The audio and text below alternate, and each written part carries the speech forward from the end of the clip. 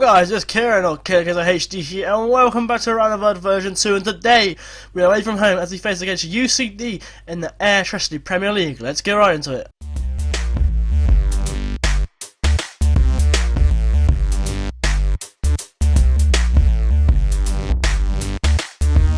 So since the last episode where we drew 1-1 with Longford, we haven't had the best of starts. We lost 4-1 away from home against Galway. I don't know. I really don't know. We took the lead and then it went tits up, really. We did not play well in the second half. We really did not. Jake Keegan got one before half time to make it 1-1. But the second half really did show, as a 51st minute goal from Jake Keegan made it 2-1.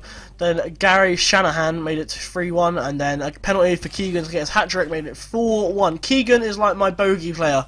For some reason, he loves to score against my team, and it does my nut. Next game was a home win against Sligo Rovers. Now, this is our only win of the session so far. 82nd minute goal from Tony Whitehead give us the win here. Sligo were awful, and we deserved this. We got a lot of injuries, though, lads. We got a lot of injuries. Prince Agamyan gone. Lee Lynch gone. We've got some injuries to speak about. But another game is a 3-3 draw at home against Shamrock Rovers, and a very, very interesting game, to be honest with you. Shamrock Rovers took the lead in the 20th minute from Mikey Drennan, and a second goal in the 23rd minute made it 2-1 the Shamrock Rovers, a goal from Marty Waters. We did get a goal back, Goodyear with a goal in the 36th minute to make it 2-1. Then coming out into the second half, Shamrock Rovers came out all guns blazing, another goal from Mikey Drennan to make it 3-1, and then they got a red card, and that changed everything, as Goodyear got a second goal to make it 3-2, and then the 70th minute, Val Feeney, who come on off the bench, scored in the 70th minute to give us the point here. Very deserved point. At the same time, Shamrock Rovers were very good on the day. The next game we played was a 1-1 draw at home against Derry City. Now, this is a fun game to play because we dominated and we should have won the game, really. Jack Hallahan with a goal in the 45th minute to give them the lead, but Val Feeney scoring once again to make it 1-1. That was the end of the game. And then the final game was a 1-0 loss away from home against St. Pat's. A goal from Stephen Rice giving St. Pat's the win here.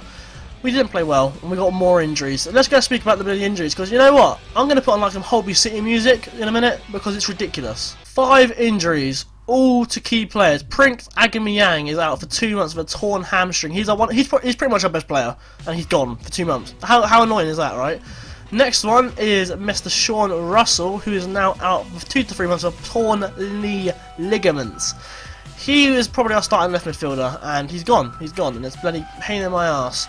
Next one was Shane Duggan, basically one of our key midfielders, who's now out for 3 to 4 weeks, with a back strain. He was out for about a month, and he's actually started to come back nicely now. I'm thinking maybe by the next live com comes around, he actually starts. Lee Lynch is also injured. He is out for 3 to 4 months with a damaged Achilles tendon, so he's gone for a while. He's gone for a long ass time. 24 years old, and he won't be playing for ages, so that's annoying. Final one is Mr. Shane Tracy, our left back. He's out for 5 to 7 days of stub toe, which isn't too bad, but it's another injury to our list, and we're struggling. We are struggling. We had to call up a couple of young players to come up and basically kind of hold the team together. We've got Niall Redmond obviously there still, and Clyde O'Connor as well. Kellen Broder's come back into the side as well. Injuries are not helping us at all, and it's a pain in my arse, especially when we're looking like this in the league table. We are 8th in the league right now. 1 win, 3 draws, 2 losses. The Cork City are taking the league by storm at the moment. 13 points, not a loss yet, but St. Pat's are behind them, same amount of points, but they have lost a game. Bottom of the lead is Longford Town, and UCD are in those playoff positions, the relegation playoffs, sorry. And we're playing UCD today, so let's go and have a look at the side I have chosen for this UCD away game. So here is the side I have gone with today. On the bench we have Tommy Holland, Neil Yadalai, Patrick Kanyuka, Val Feeney, Ian Turner, Corey Galvin and Vinnie Farity. Our starting 11 consists of Freddie Hall, Sean Kelly, Dylan Casey, Robbie Williams and Tony Whitehead. We have 2 young players, Clyde O'Connor and Niall Redmond, starting today, with Paul O'Connor as the ball midfielder. On the wings we have an inside forward in the name of Josh Daniels, Aloni. We have Dino Halloran and Cyril Goodgie up front. The only reason Val Feeney is on the bench today is because he's got low fitness. That's a pain in my ass. But UCD on the bench they have Kearns, Sloggett, Watson, Murphy, Brady, Dempsey and Byrne. The starting 11 consists of Corbett, Matthews, Lee, Coogan, Language, White, O'Neill, O'Connor, Mulhall, Swan and Crawford. They are playing a 4-4-2, we are playing a 4-3-2-1 or a 4-3-3, I don't know, you tell me what it is, I don't know. Let's get right into this game then. We're away from home, they're 11th, we are 8th, this is a big 3-pointer, let's get right into it. We kick off this game at UCD Stadium. They've got a really small pitch, it's quite narrow isn't it, look at it. Oh my word, it's a very small pitch. I'm really hoping they don't use that to our advantage, but you know, we could use it to our advantage as well. It's a very small pitch. Corbett with a goal kick gets as far as Mulhall. Redmond heads it to Daniels. I almost called him Corey Galvin there, but it's not. Daniels puts it back to Freddie Hall, playing out the defence today, which is nice. Daniels tries to get that, but from a Freddie Hall kick, but he got out. Robbie Williams makes a huge mistake there, and UCD could break. Swan puts the ball in. Crawford is going to get passed away on the right hand side to Mulhall. Mulhall whips it into O'Neill. How has that gone in? How in jeez Louise that got in? Gary O'Neill makes it 1-0, and it's not the start we had in mind, because UCD have taken the lead at home. Look at that, look, I can't get enough of that pitch. How small is it? I think our pitch is that small as well. I don't know why. I tried to shorten it up a bit, but our pitch is quite small as well. This is UCD stadium as well, but our pitch is quite small as well. Mulhall with the whip in the ball. O'Neill heads it down. Whitefoot, why did I start, why did I bring on Williams when he made the first mistake? Then Whitehead cannot clear it. And UCD have taken the lead. There's another chance here as O'Connell tries to kick it and gets it back to UCD. Crawford to Swan, and oh my word. You suck! Things have got from bad to worse. 8 minutes in and UCD have got a second goal. Should we go attacking? Because they've just taken the lead. Oh my goodness. Swan brings it down here, and UCD have scored twice in 8 minutes. And this is not looking good for us right now. What are they playing like in terms of in positional heat map, average positioning for overall for UCD? How are they doing? Look, they're not down the wings. Why are we? I don't know. I think we should go exploit the flanks a bit more then, if they're not doing as much as I thought they would.